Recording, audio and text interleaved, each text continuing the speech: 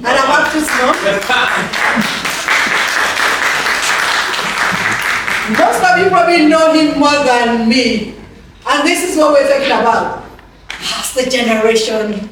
Let them start doing the work so that we can rest and relax. We're going to involve them as much as possible because they're the next generation and they need to get in there. And they're probably going to do a better job than we're doing.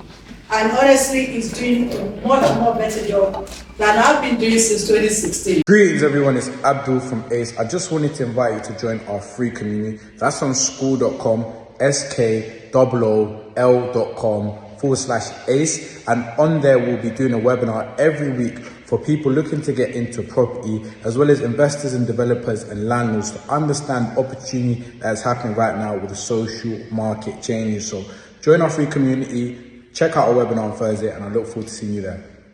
I'm pleasantly surprised. My worst nightmare was that the place would be empty and we'd have to stage it for content, but the place is packed. So I really appreciate everyone for coming. So we've got quite a few people in the room. We've got landlords, we've got investors, we've got students, we've got people that are just interested in property. So I just want to kind of give like a general introduction of the reason that we try to bring everyone here together. So as you can see, this is Ace Investment Properties. Director, all praise be to God. So I've come into property through my mum, she's the introduction. She's been doing property since 10-15 years. Then we kind of got started in around 2016 with the S, which is service accommodation.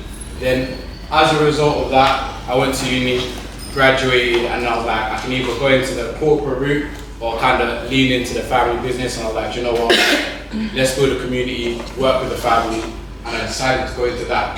So as a result of that, we kind of got involved by sourcing property. So if you don't know, sourcing property is essentially anybody who's looking to like buy a property, invest in a property, you kind of find that asset, that deal, and kind of present them to it. Kind of like, you know, if you've ever played Monopoly before, somebody wants to buy Mayfair, you've got Mayfair, you present that as a trade and you collect that cash. That's what sourcing is.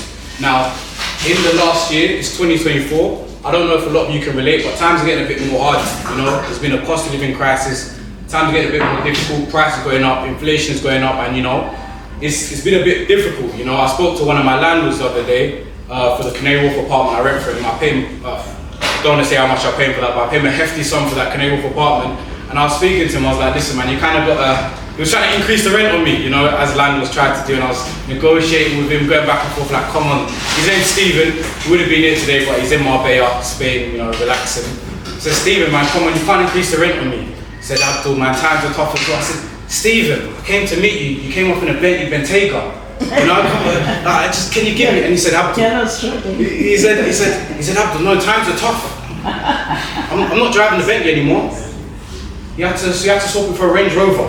So can you imagine if Stephen dropped the Bentley for a Range Rover, you know, times are getting tough. But you know, jokes aside, you know, cost of living's going up. So if you can imagine people like Stephen, really, you know, he changed the Bentley for a Range Rover, he's had to be a bit more humble. People who were kind of living hand to mouth, just kind of paying their bills, just kind of getting by. When interest rates have gone from up, someone showed me their story today, their interest rate is 7.99%. You know, if you've got a mortgage and you're paying £500, it's tripled to £1,500, you know. I speak to landlords every single day, the costs have gone up, you know, the bills have gone up. People who were just kind of getting by, they've been displaced. Now that's why we're talking about the S, which is social accommodation. This is basically, there's a crisis going on, ladies and gentlemen, basically what I'm trying to say. People who were living kind of at the subsistence line have been kicked out of properties, and to be honest, it's not always their fault. Sometimes we've had situations where, you know, the property, there's issues with the property, whatever happens, you know, there's fires, there's domestic violence, people get kicked out of property. And if you didn't know this, every government, every local authority has a statutory duty to you as citizens that if you become homeless, they need to provide you with accommodation. So you can imagine with the cost of living going up, a lot of normal people, just like you and me, are in need of housing. So that's what we come towards, the social, and the supported is supported accommodation. Some people might know this is assisted living and supported living. When COVID happened 2020, you know, a lot of people felt that, you know, mental health happened. A lot of people, you know, I know a lot of people personally have had like mental health issues. These people get into difficult positions, and the government has that duty to care for them. So those are the kind of 3 S's, and I'll break them down one more time. Service accommodation is a bit more luxury. I'll be honest, we're providing accommodation to the Arabs in Dubai, and they're paying £300, £500 per night. It's very lucrative, and my mum will speak a lot more about that. Social and supported is really what the crisis of today is. So a lot of people, just like you and I, are going through difficult times, and basically the local authority, the governments, are providing them accommodation. Now, in every crisis, there is opportunity. Now, it might sound a bit crude to say, but the government is spending, you might have seen in the news, they're spending millions of pounds to house these people that are going through situations. Now, there's asylum seekers, which is throughout the UK. There's people just like you and me who live in the London boroughs and have got issues, and they're being accommodated. And there's what you call maybe people know it as DSS council tenants. Now, this is not the market in which we're dealing with, of DSS council tenants, that is a market, but we're dealing with the people just like you and I, who've been displaced and in need of housing, and the government are paying a lot of money to accommodate those people. So essentially what I'm kind of opening up the idea for people is that if you're a landlord in the room, the best way for you to kind of take advantage of your investment, instead of, you know, providing your property to somebody who just, you know, wants to live in it, wants to live luxury, you can kind of do good and kind of help a family who's been displaced and provide opportunities to them. For supported accommodation, there's a supported living, assisted living, people with disabilities, people with elderly, people who have mental health issues. You can provide your property to that. And a lot of landlords don't know that. A lot of people just think property is getting a property, putting the deposit, buying it, and letting out to a tenant. No. The SSS, social support and service accommodation, is what the opportunity is right now, and they're a big opportunity right now. So what I want to do is kind of invite some of my students as well to talk about the last S, which is sourcing. So we're going to speak a little bit about sourcing, and then I'll kind of transition into a bit more. But I hope that kind of made sense. The opportunity right now is there's a crisis. People are in need of help. People are in need of housing. The governments, the local authorities are spending a lot of money. And if you're a landlord, you can provide your property to help with these people. And we want to partner up so you can kind of get the best rates, the best partnerships. And if you're young and you kind of, this is sounding a bit like gibberish, you're not really too sure, you can find the landlords, like there's several landlords in the room, find them and partner so we can kind of all get into this. So what I'm going to do is transition to the sourcing, and I want to invite Khalil to come and talk about that, and we're going to hear from Jamil as well.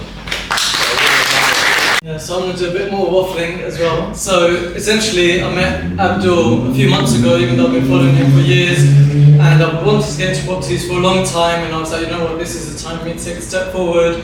And yeah, introduced me to sourcing. In my mind it was, I have to tell a landlord, I'm going to give you 2,500, but I've got nowhere, who am I going to give the property to make that 2,500? Where he introduced me to obviously social housing, supported living, etc. So yeah, to the young ones out there, I met a few. Sourcing property essentially is, there's an investor, they want to take a rental, they might have supported living or social housing or service accommodation business models in place already. They just need the property, they need the assets. And what you do is, you'll find that asset, you'll negotiate with the landlord a rent, you'll ensure that your investor is viable, they're trustworthy, for example Abdul and his business, and you'll collect a sourcing fee. It could be from 2K to 3K. If you want to be greedy, not greedy, it's more than anyone's making, you can even charge 5K. So I've got myself into that, went to a few property events, I've taken on a deal myself in Enfield. That was through a landlord who was my watch business partner, and he wanted 1,800. We met up with him Abdul on the same day, and on the day he was negotiating 2,100. But because we've got the supported living and social housing contracts in place through Ace Investment, I was able to offer him 2,100, and I've taken on that deal. So now I've invested $5,000, but I'm making a healthy amount back. Whereas if I was just had the mindset of you need to buy a property for 35, 25 grand to make 500 back, you've set yourself back a few years. Okay, now I'm in the property game. The most important thing I'd say to anyone that's learning is you've got to be a man of your word. Make sure whatever you promise someone, or if you say to someone, you've got to stand on it. Appreciate the stage, man. Yeah. name is Jay. I've been doing this for about 3 months now, maybe 2 months now. My story isn't as glamorous as Khalil's. I think a part of that is the network is very important. The network that you make in this industry is very important. Finding the correct landlords and sourcing the deals. I've at the moment, so my profession, my career is a data analyst. So I'm a data analyst and I do this part time. I think what I've learned working with Abdul is if you want to become a full-time kind of SA landlord where you take on properties, you furnish the properties, there's a lot of work that's involved in that, right? So when I first came into the game, my mindset was I want to be kind of hands-off, I want to be more of an investor, I want to take on a property. I know Abdul manages property, maybe there's an opportunity for him to manage the property for me, and I'm kind of more hands-off. But what I've definitely learned is it takes a lot more kind of boots to the ground. You're going to have to come to viewings.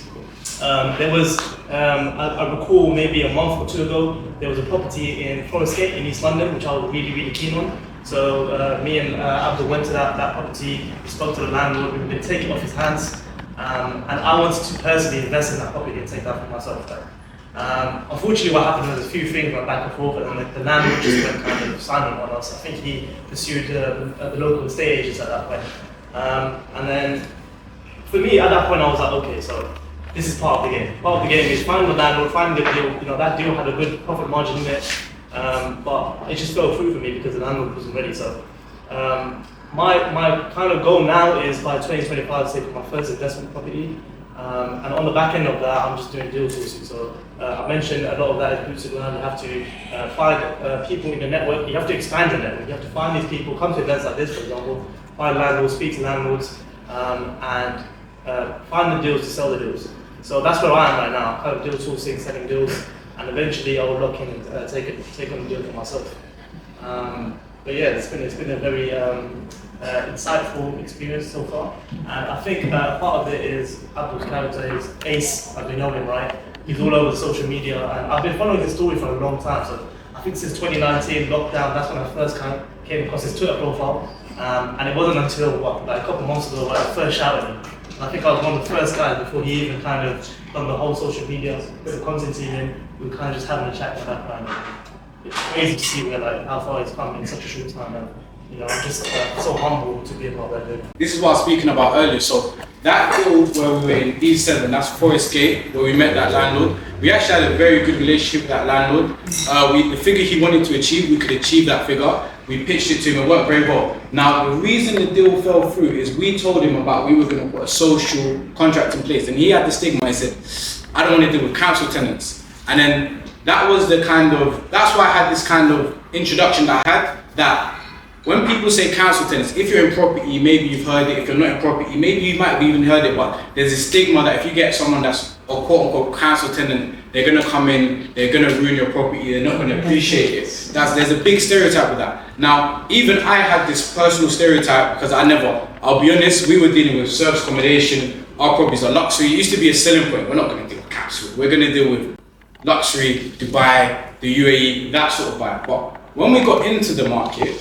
we realized, council tenant is kind of like a discriminatory word. These people are like, some of these people are primary school teachers, some of them are head teachers, some of them are Uber drivers. They're just kind of normal people like you and I. And they've just been displaced from their home, which they were paying rent for. They've got working jobs, and they've just gone through something unfortunate. Some of them is domestic violence. So when I've met these people, I've realized, one, they turn the house into a home. I'll be honest, sometimes we've just given it to them unfurnished because that's what they require from us. And these people, they put nice carpets in, they put ring lights, they really make the house a home. And every single time I met one of these families, I checked them in and I brought them the key. They said, I'm so thankful, I'm so grateful that you provided this house for us because we were in a hotel, it was really hard. And sometimes it's got to kind of bring like tears because it's a bit, someone spent, imagine 3 months you're living in a hotel room and you've got 3 kids. Kind of like, it starts. So when you provided a house for someone like this, and then you come out of the way, you meet them and you let them know about your business as well. Like, we're not some big estate agent with hundreds of properties. We're working with landlords, we're working in the business, and we're using this to pay our bills as well. They're really appreciative of the opportunity. So when we had that experience where that should have been a good deal for us and a good deal for the landlord and it fell through, I was like, why? We had a good figure, we had a good opportunity, and we were going to put a good family in place. I even spoke to that same family I was going to put in today. They were speaking to me about that. But it's the misunderstanding, the miseducation of not knowing because of the stereotype. So that's what we're going to kind of bring to people's attention. People just like you and I have gone through difficult circumstances, and you should know as well, God forbid anybody happens to it, if you become displaced, if you become homeless, you are technically entitled to free accommodation. So just that education that council tenants is not, you know, someone who's been to prison or this, that. They're just people like you and I. Sometimes times are hard and they need that kind of boost and help. So we'll kind of break for networking or Q&A.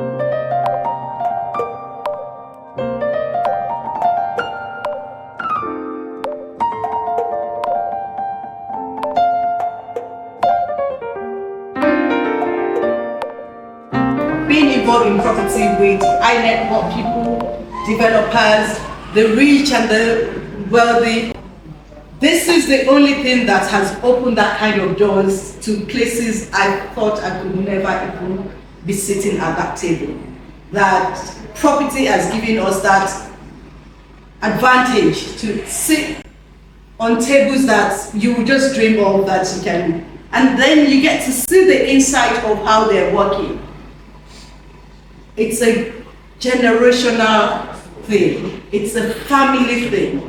And that's why the only people I know in this country that would mainly buy property cash are these people. And what are they doing differently that we're not doing, that I have been able to learn from them, is what I want to pass on to us ethnic minority. We need to wake up and shake it up. We need to get to where the money is. A lot of us are trying in the property market, property business, 9 to 5. We don't even want the next person to know what we're doing. Because there's this thing about, oh, if you tell them, they'll be your competitor. Oh, they'll take the business away. But I can tell you for a fact, the property business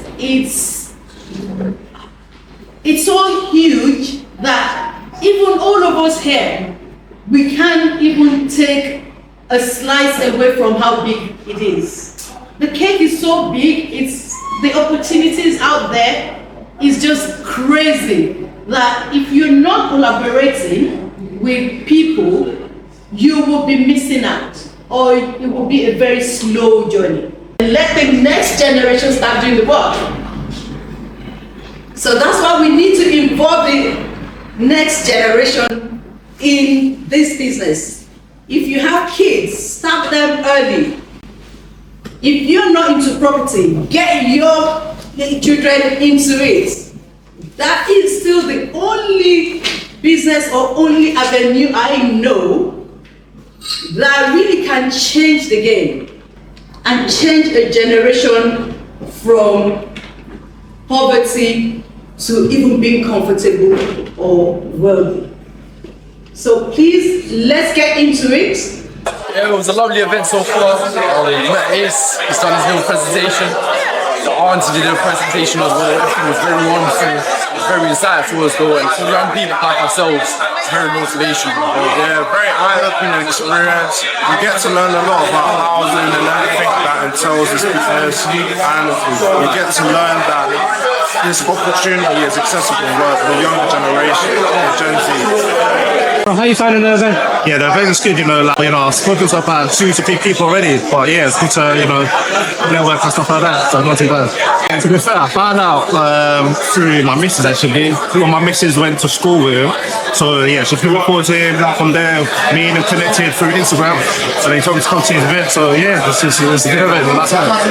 Yeah, I'll say watch the deal sourcing that he did with one of his mentees on YouTube. Honestly, if you watch that, you'll be amazed how you can get into deal sourcing. How I want to say easy, but it's not too hard to get into. As long as you got the right connects and you got the right networking, then it'll be pretty not simple, but you'll be alright. Not too bad.